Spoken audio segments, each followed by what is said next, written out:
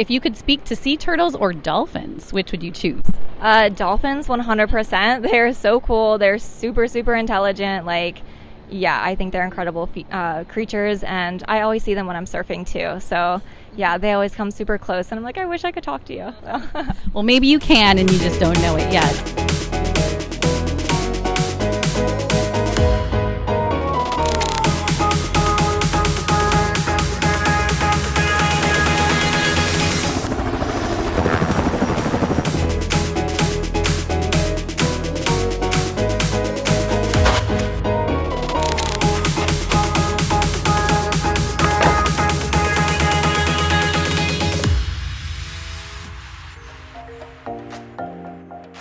Hello and welcome back to another episode of Freshly Squeezed. In honor of Earth Day 2025 and the glorious Atlantic Ocean that is right in our backyard, I'm excited to have Nina Hunt, the chair of the Space Coast chapter of Surfrider and a fellow Cocoa Beach resident, on the show. So welcome, Nina. Welcome. Thank you so much for having me. Certainly. So Nina is going to give us 5 ways to nurture nature. But before we dive in, can you just give us a brief overview of Surfrider and your mission? Yeah, so Surfrider is a national organization, and they're huge advocates of our coastlines, keeping our beaches clean and keeping our waters clean as well. So there are 10 different chapters in the state of Florida, and we are here on the Space Coast chapter, and so we have a couple of programs that we really dive into here, and that is through beach cleanups, keeping our beaches clean, through our ocean-friendly restaurant programs, and that is reducing the amount of single-use plastics that are used. And we have our ocean-friendly garden program, and that is where we work on planting bioswales and buffer gardens and working with native plants to reduce the amount of runoff that goes into our waters. And then lastly, we have our Blue Water Task Force program, where we are doing water testing in different waterways around the Brevard area, and we do that every 2 weeks and post the results online so people know where we have issues in the water, so you're not going into the waters or you know what's going on there. Wow, that is fantastic. You guys are really doing a lot. And so you work directly with restaurants to make sure that they're lessening their plastic use? Yeah, so with our ocean-friendly restaurant program, we have a couple of restaurants that are officially certified right now. So there's a lot of different ways that you can become an ocean-friendly restaurant. It's not having single-use plastic bottles, not having single-use plastic, so like cutlery, and shifting the actual take to-go containers to something that is recyclable, and there are recycling procedures as well. All right, are you ready to dive into our 5 tips to nurture nature, and it's what you can do to preserve our backyard? Yeah, definitely. Okay, tip number 5. So the first thing would be to clean up the beach, and this is something that you don't need to go to a beach cleanup to do. You can just do it on your own. So when I'm out and about, I take these little compostable, recyclable bags and just carry them with me. So when I'm out walking on the beach, if I see cigarette butts or bottle caps or something like that, doesn't matter if it's your trash or somebody else's trash. The end goal is keeping the trash out of our waterways so that we're protecting all of the wildlife that are in the oceans, and keeping our waters clean from plastics and different chemicals and trash. So just grabbing little pieces of trash while you're walking is so incredibly helpful, not just because Surfrider advocates for it, but just overall for our environment as well. Exactly. 100% agree. You don't need to wait for an official beach cleanup. We all take walks on the beach every day. You see the plastic, unfortunately, left there. And one thing, and I'll share this with you and our viewers, I recently had the idea of asking my condo board to purchase the trash picker-upper claw and the bucket, and I'm waiting their response, so I will let you know what they say. But I feel like that's something you can do if you have a condo building.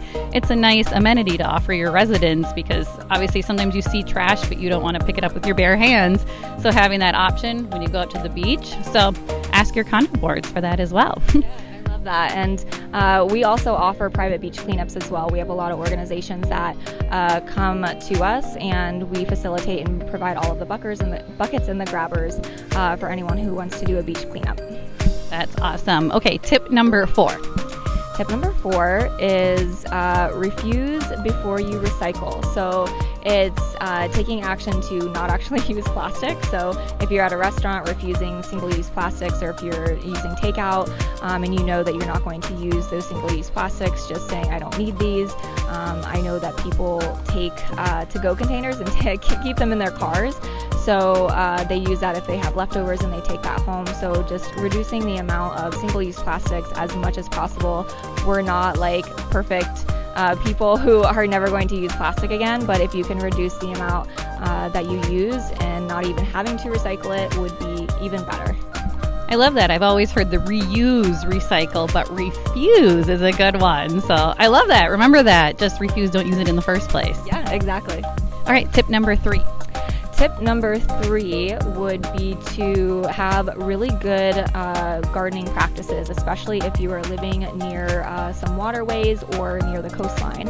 So some good practices like that would be reducing the amount of chemicals that you are using in your yard for your plants. I know that can be really challenging or difficult, but maybe using something more natural, because that runoff will go into our waters, into the ocean, into the Indian River Lagoon. So the Indian River Lagoon is this huge ecosystem that has not been doing very well, and so we have been working with a lot of organizations in the area to help refresh the lagoon and to reduce the amount of chemicals and pollutants that are going into the actual lagoon.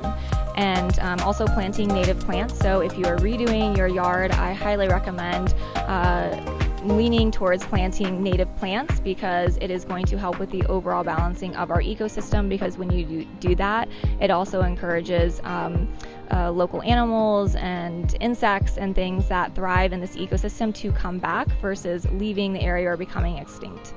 Be more cognizant of your gardening practices, and we want to contribute to our native ecosystem. All right, and tip number 2 is vote with your dollars. So the way that you can do that is by spending on local businesses or environmentally friendly businesses. So ones that are recycling, or they're not using clothes that are just going to be thrown into big trash places that we're never going to use again. So just being much more mindful of where you're buying from and what you are doing with your money.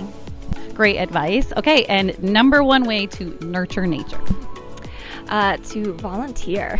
So there are, not just with Surfrider, but there are so many organizations that you can volunteer, and it doesn't mean that you actually have to give your time and like actually be somewhere, because everyone is going to have different ways of contributing to the success and the balancing of our ecosystem. So if you are super busy but you have the money in order to donate to organizations, that's incredible. If you have the time and you love to be out in nature, come to our beach cleanups, come to where we're planting bioswales and buffer gardens to help reduce the runoff that goes into our rivers and make this a more balanced ecosystem. If you're able to come to our meetings to learn and just be educated on different ways to do things in your everyday life to help the ecosystem as well, you can do that too. There are so many different ways that you can volunteer and get involved and support a healthier ecosystem, healthier ocean, healthier beaches.